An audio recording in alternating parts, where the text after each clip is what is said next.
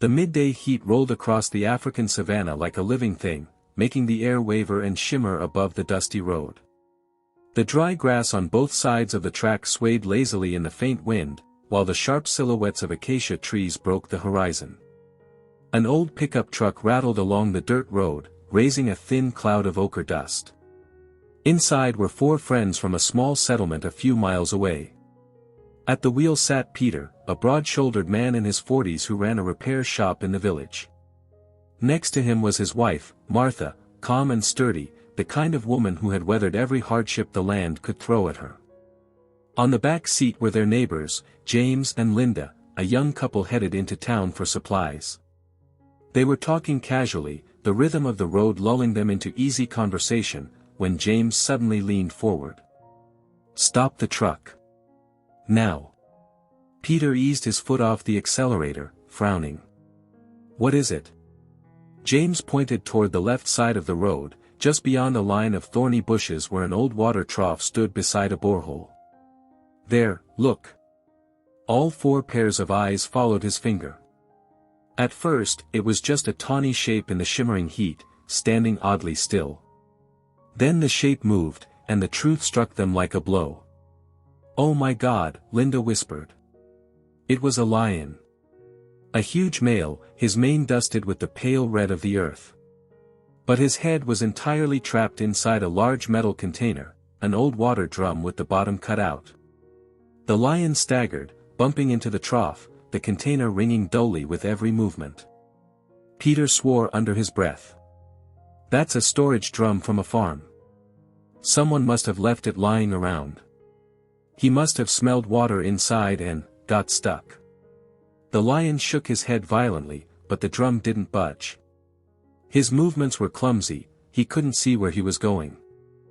"If we don't do something, he's going to die," Martha said firmly, her voice low. James looked at her in disbelief. "Do something? That's an adult male lion. We can't just walk up to it. One swipe and—" "He's weak," Martha interrupted. "Look at him. He's been like this for hours, maybe days. He can't hunt. He can't drink. He's already stumbling." The group fell silent. They all knew she was right. Peter turned off the ignition and stepped out, the dry heat instantly wrapping around him like a furnace. He walked to the back of the truck, lifting the tailgate. "I've got tools. We can try." They parked the truck so it was between the lion and the road, a makeshift barrier in case the animal panicked and ran toward them. From the back, Peter pulled out a coil of rope, an old crowbar, a pair of heavy pliers, and a large empty grain sack. Martha grabbed a 5-liter jerrycan of water and an old blanket. They moved slowly, their boots crunching on the dry soil. The lion stopped pacing when he heard them. His chest rose and fell rapidly, his breathing loud inside the drum. "He can hear us, but he can't see," Linda murmured. "That might be our only advantage." Peter and James split up, circling from opposite sides, while Martha and Linda stayed farther back, ready to make noise if they needed to distract him. At about 15 feet away, Peter stopped. "Easy, easy, big guy," he murmured, as if the lion could understand. The animal turned slightly toward the sound of his voice, ears flicking, the drum's edge scraping against his mane. Peter motioned for James to come closer. They each held a length of rope, their plan simple but dangerous: loop the rope around the container so they could hold it steady while trying to pry it loose. They approached in slow, measured steps. The lion tensed, muscles rippling under his dusty coat, but he didn't move to attack. Instead, he gave a low, muffled growl from inside the drum. James met Peter's eyes. "We have to be fast." They moved together. Peter slipped his rope around the base of the drum, just behind the lion's ears, pulling it tight to keep the metal from shifting. James dropped to one knee, using the crowbar to test the gap where the jagged rim bit into the animal's mane. The lion jerked his head suddenly, and the rope strained in Peter's hands. His heart hammered. One wrong move, and this could end in blood. "Hold him. Just hold him." James hissed. I am. Peter's arms burned with the effort. Martha stepped forward, splashing water over the lion's back and neck. The animal flinched but didn't break away.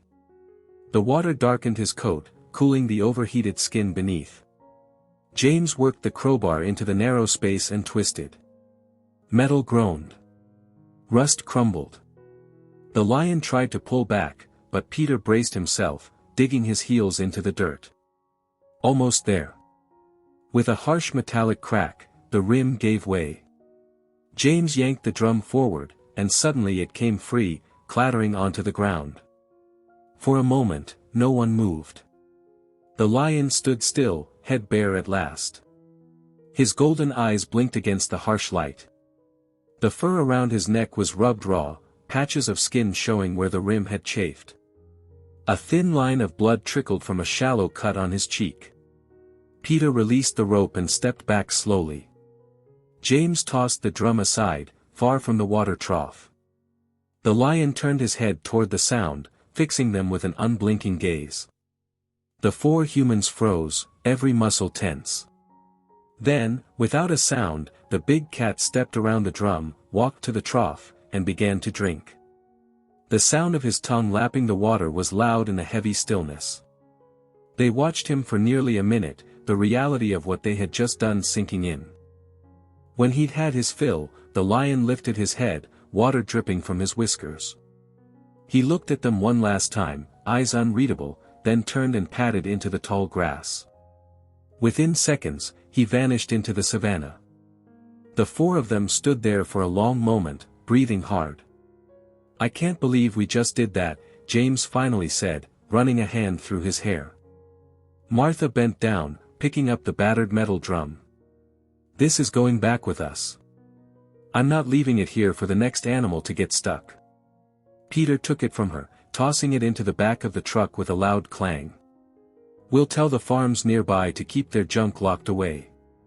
If he'd been any weaker, we'd be telling this story very differently. They climbed back into the pickup, dust swirling as Peter turned the key. The road stretched ahead, golden in the sinking sun. None of them spoke for the first few minutes. Finally, Linda broke the silence. Do you think he knew we were helping him? Peter kept his eyes on the road. Doesn't matter if he did. He's alive. That's enough. As they drove on, the sky burned orange and purple, the first stars pricking through the twilight. Somewhere out there in the darkening grasslands, a lion was free again, because four ordinary people had decided not to look away. Thank you for watching the video. If you enjoyed it, please like and subscribe to support the channel. See you in the next episodes.